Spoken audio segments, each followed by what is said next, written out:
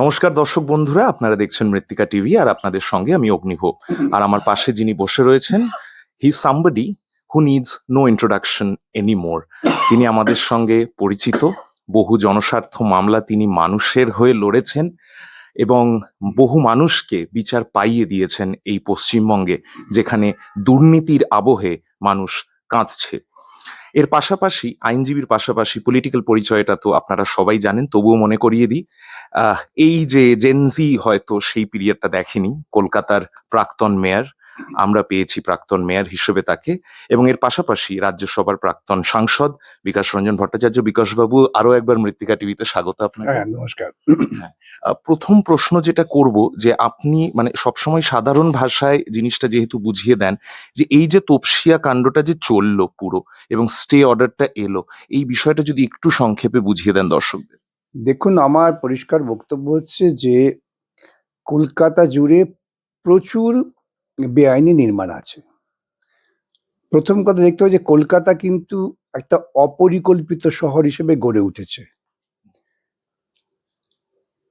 এক, দুই হচ্ছে যে বিভিন্ন সময়ে বিভিন্ন কারণে রাজনৈতিক পৃষ্ঠপোষণা থাক বা না থাক, মানুষ তার বসতি করার জন্য বেআইনি কনস্ট্রাকশন করেছেন। সেটাকে নিয়মিতকরণের চেষ্টা হয়েছে। নতুন করে আইন হয়েছে 1980 সালে। 1980 সালে নতুন আইন হওয়ার পর প্রায় বাধ্যতামূলকভাবেই নির্মাণ কার্য করতে গেলে তার অনুমোদন নিতে হয়, এবং আমরা যখন পৌরসভার দায়িত্বে ছিলাম সেটা করে নির্দিষ্টভাবেই কার্যকর করেছি। এই নিয়ে কোনো প্রশ্ন নেই। বেআইনি বাড়ি যদি হয়ে গিয়ে থাকে তবে সেটা ভাঙতে গেলেও কিন্তু আইন মেনে ভাঙতে হবে। কিন্তু আমরা তো আইনের শাসনে বিশ্বাস করি। আমরা তো মোহাম্মদ বিন তুগলক দ্বারা পরিচালিত হতে চাই না। আমরা আইনের শাসন, ভারতবর্ষের গণতন্ত্র এবং গণতান্ত্রিক ব্যবস্থার মধ্য দিয়ে নির্বাচিত প্রতিনিধিরা আসেন, তাদের গণতান্ত্রিক পরিস্থিতি পরিবেশ এটা বজায় রাখাটা দায়িত্ব। তপসিয়া একটা অত্যন্ত দুর্ঘটনা ঘটেছে।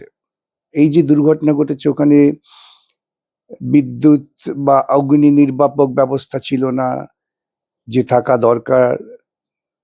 এই যে ছিল না এতদিন ধরে, এটা প্রশাসন কি করেছে? এটা প্রশাসনের প্রাথমিক দায়িত্ব। প্রশাসন নিশ্চয়ই তাদের থেকে ট্যাক্স নিয়েছেন,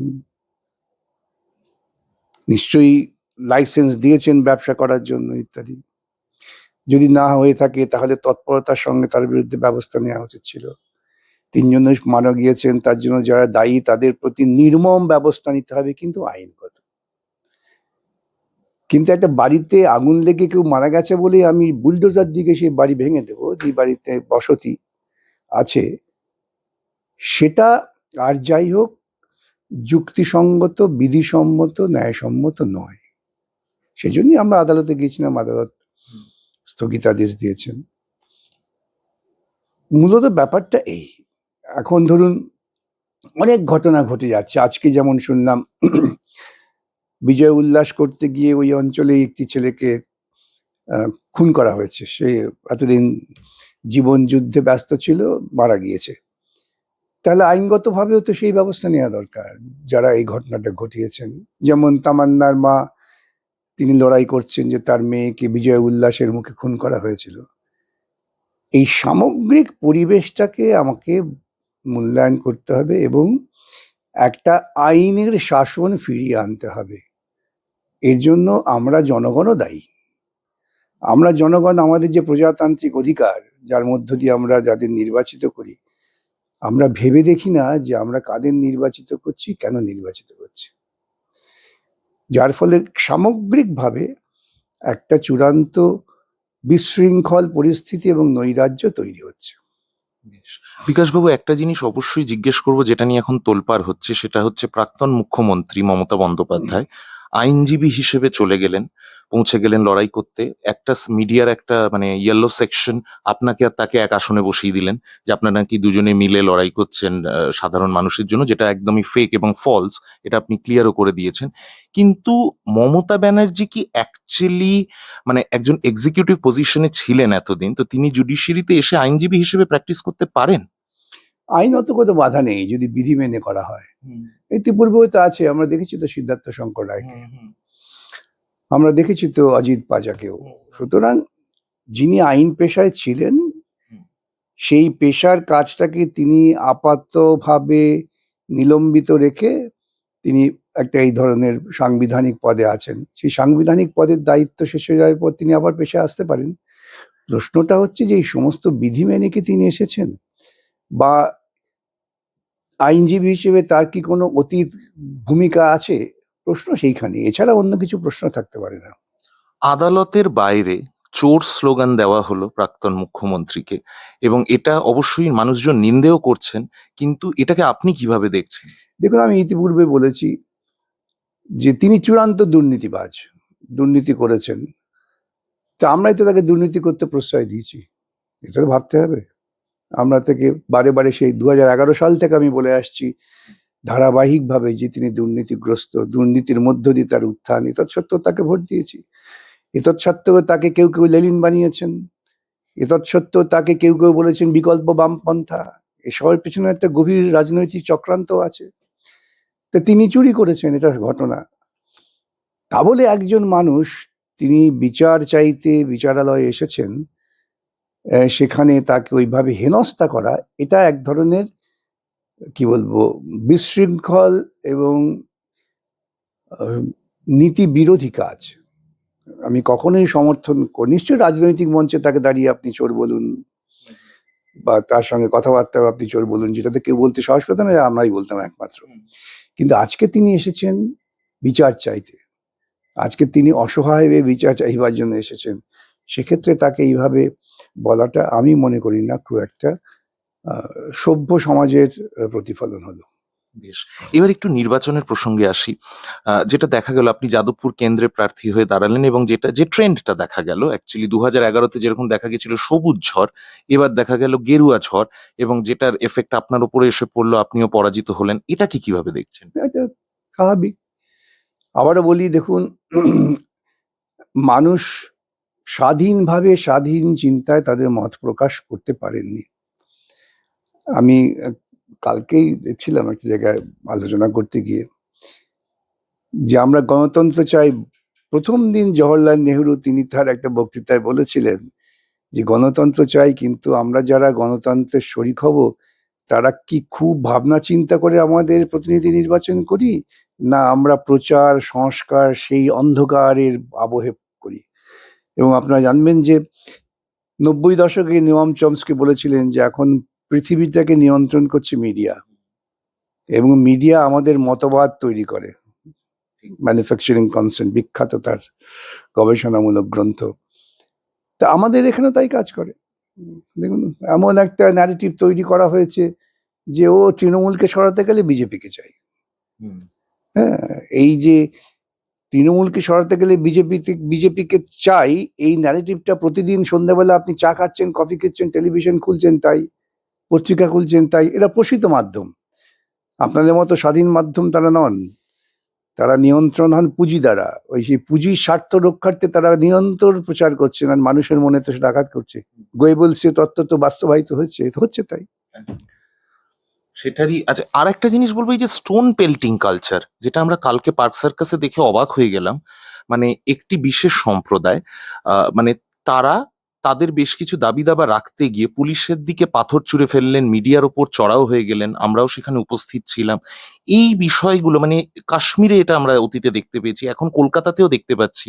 স্টোন পেল্টিং কালচার একটা তৈরি হচ্ছে, এবং সেটা নিয়ে শাসক দলও আবার বারবার করে বলছে যে এটা একটি বিশেষ সম্প্রদায়ের কাজ। সেটা নিয়ে কি বলবেন?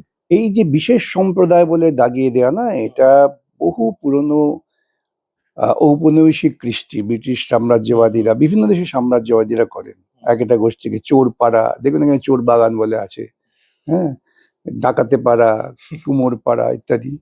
আমি প্রবল আপত্তি জানাচ্ছি এই কথাগুলো। মানুষ যখন মনে করছেন যে আমি সমাজ থেকে, প্রশাসনের থেকে আমি আমার সামান্যতম যে নৈতিক সমর্থন সেটা পাচ্ছি না, আমার ক্ষোভ বিক্ষোভটা প্রশমনের জন্য কোনো রকম উদ্যোগ নেওয়া হচ্ছে না, মানুষ রুখে দাঁড়ায়। মানুষ কি, তারা কি গুলি বন্দুক, যাদের আছে তারা গুলি বন্দুক চালায়, তাদের কাছে স্টোন আছে। এটাকে কাশ্মীরে স্টোন কালচার বলে চালিয়ে দেওয়াটা কিন্তু মারাত্মক অপরাধজনক। না, এটা আজকে তাহলে মুখ্যমন্ত্রী বলেছেন। আমি তো বলছি, আমি সেই জন্যই বলছি, আমি আপনি বলছেন বলে বলছি না, আমি বলছি এইটা হচ্ছে একটা অত্যন্ত সাংঘাতিকভাবে সাম্প্রদায়িক ঝোঁক। এই যে বিজয় উল্লাসের নাম করে ওই কসবাই ছেলেটিকে যে ছুরি মারলো, তাহলে আমরা কি বলবো ছুরি কালচার? তো করে বিজেপি করেছে। ওর যে আত্মসহায়ক যাকে খুন করা হলো, তাহলে ওরা কি চাইছেন ওই রকম গুলি বন্দুক কালচার? মানুষ রুখে দাঁড়াচ্ছেন, ঢিল ছুটছেন বা বন্দুক ছুটছেন, নিন্দনীয়। কিন্তু পাশাপাশি ভাবতে হবে যে ওই রকম পরিস্থিতি তৈরি হলো কেন,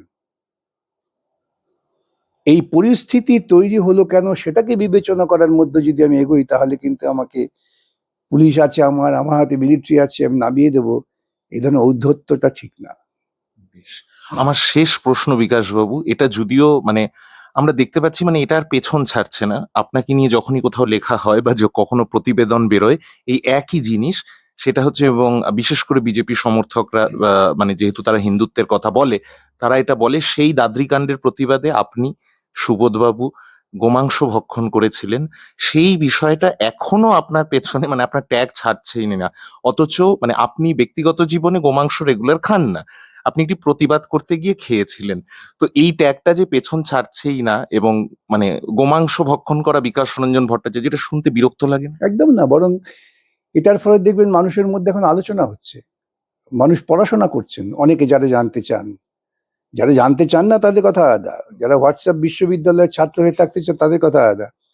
কিন্তু আমি দেখি তো বহু মানুষ তো লিখছেন, লোকে পড়াশোনা করতে গিয়ে স্বামী বিবেকানন্দের উক্তি দিচ্ছেন গোমাংস খাওয়ার পক্ষে। তা আমাকে তো এটা বলতে হয়নি, কেন ওরা এই গোমাংস খাওয়াটার বিরুদ্ধে কি বিজ্ঞানসম্মত, নীতিসম্মত, ধর্মসম্মত কি আছে আজ পর্যন্ত দিতে পারেনি। আসলে ওরা একটা জ্যান্ত মানুষকে পিটিয়ে মারাটাকে সমর্থন করার জন্য, সেটাকে আড়াল করার জন্য এই গোমাংসের কথা বলছে। আর কত বড় মূর্খের মতো কথা বলে, শুকরের মাংস খেলেন না কেন? আমি বলেছি যে আপনি বাড়িতে শুকরের মাংস রাখুন, যদি কেউ আপনাকে সেই জন্য খুন করে আমি খাবো। কারণটা বুঝতে হবে তো, ঠিক, ঠিক, ঠিক। তাই না? আমি দেখলাম অনেকে আবার এ করে, ওই কি বলে আপনার যেন, কন্টেন্ট তৈরি করে। উনি ওনাকে খাওয়াতে পারলেন না কেন? আচ্ছা। আমি খাবো, অন্যকে খাওয়াবো নাকি? আমি তাকে অন্য লোককে রোজকে আমি খাওয়াই নাকি দুধ ঘি, যে তাকে আমি শুকরের মাংস খাওয়াতে যাব? মৌলিকভাবে বলো। ঠিক। এবং যার ফলে এরকম আলোচনা হচ্ছে, আমি দেখছিলাম কিছুদিন আগে পুরাতত্ত্ববিদ নৃসিংহপ্রসাদ ভাদুরী, তিনি তো বলছেন যে রাম পর্যন্ত মাংস খেতেন। আপনার এই উক্তিটা নিয়ে শর্বরী মুখার্জি মানে বিজেপি মানে বিধায়িকা বলেছিলেন যে প্লিজ হিন্দুদের ভাবাবেগে এইভাবে আঘাত দেবেন না। ভাবাবেগটা কে তৈরি করলো? কোথায় পেলেন ওরা হিন্দুদের ভাবাবেগ? আমাদের এটাই বক্তব্য, যে এই ভাবাবেগটা আপনাদের কবে থেকে তৈরি হলো? কাদের আপনারা হিন্দু বলছেন? তার জবাব নেই। কালকে বলবেন প্লিজ আপনি ঢ্যাঁড়স খাবেন না, আমার ভাবাবেগে লাগছে। হ্যাঁ, এই জায়গায় যাবে। সুতরাং এই ভাবাবেগটা যখন বলছেন, তখন আমাকে বোঝান এই ভাব এবং আবেগটা তৈরি হলো কোত্থেকে? তৈরি হচ্ছে ব্রাহ্মণ্যবাদী দৃষ্টিকোণ থেকে। এটা আপনি নিজে ব্রাহ্মণ হয়ে বলছেন? হ্যাঁ, ব্রাহ্মণ্যবাদী দৃষ্টিকোণ থেকে। সেটাকেই ওরা মেনে নিচ্ছেন না বিবেচনা করে। ওই ব্রাহ্মণ্যবাদী দৃষ্টিকোণই বলে যে মেয়েরা হচ্ছেন ভোগ্যপণ্যা। উনি সেটা মানেন? ভাবাবেগে লাগছে না? যখন ভগবত বলেন যে মেয়েরা ঘরে বসে থাকুন, তাদের কাজ সন্তান উৎপাদন করা আর পুরুষের বিনোদন করা, ভাবাবেগে লাগেনি? এসব কথাই বললে পরে দেখবে না একটা রোষ তো আসবেই। যুক্তিতে এসব। ঠিক। আচ্ছা, আরেকটা মানে রাজনৈতিক প্রশ্ন দিয়ে শেষ করব, মানে আমার ইচ্ছে ছিল ওটাকেই শেষ প্রশ্ন রাখার, যে এবার বামফ্রন্ট মানে আমরা দেখতে পেরেছি যে ফলাফল খুব ভালো না হলেও একজন প্রতিনিধি গেছেন, রানাদা, মানে তাকে আমরা মানে সাংবাদিকরা রানাদাই বলি আর কি, ডোমকল থেকে বিধায়ক নির্বাচিত হয়েছেন।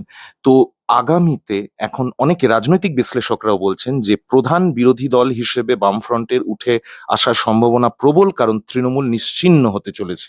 দেখুন, আপনি দেখে থাকবেন নির্বাচনের পরে পরে আমি একটা পোস্ট করেছিলাম, সেটা হচ্ছে এখন লড়াই মুখোমুখি সরাসরি, এতদিন চলছিল মুখোশের বিরুদ্ধে। আমি বলি মমতা হচ্ছে RSS এর মুখোশ, যাকে সামনে রেখে বিজেপিকে জমি করে দেওয়া হয়েছে। ওদের প্রয়োজন ফুরিয়েছে, ওকে ফেলে দিয়েছে, এখন লড়াই মুখোমুখি। সুতরাং লড়াইটা সরাসরি বামপন্থী আদর্শের সঙ্গে দক্ষিণপন্থী আদর্শের। ওদের হাতে প্রচুর টাকা আছে, প্রচার মাধ্যম আছে, তা দিয়ে ওরা কিছুদিন অ্যাডভান্টেজ পেতে পারে, কিন্তু ওই টাচডাউন শটটা বামপন্থীরাই করবে। বেশ, এটা টাচডাউন শট একটা সুন্দর কথা দিয়ে আপনি শেষ করলেন, এবং যেটা আপনারা শুনলেন দর্শক বন্ধুরা, যে প্রত্যেকটা কথা যুক্তির সঙ্গে বোঝালেন আমাদেরকে রাজ্যসভার প্রাক্তন সাংসদ, কলকাতার প্রাক্তন মেয়র, আইনজীবী এবং অবশ্যই সিপিএম নেতা বিকাশ রঞ্জন ভট্টাচার্য। আমরা ডেফিনেটলি আগামী দিনে রাজনৈতিক আঙ্গিকে দেখব সেই টাচডাউন শট আসে কিনা, সেটা তো অবশ্যই মানুষের হাতে রইল। আপনারা ততক্ষণ অবধি দেখতে থাকুন মৃত্তিকা টিভি, মাটির কাছাকাছি। ক্যামেরা পার্সন দীপ ব্যানার্জির সঙ্গে অগ্নিভ, মৃত্তিকা টিভি, কলকাতা।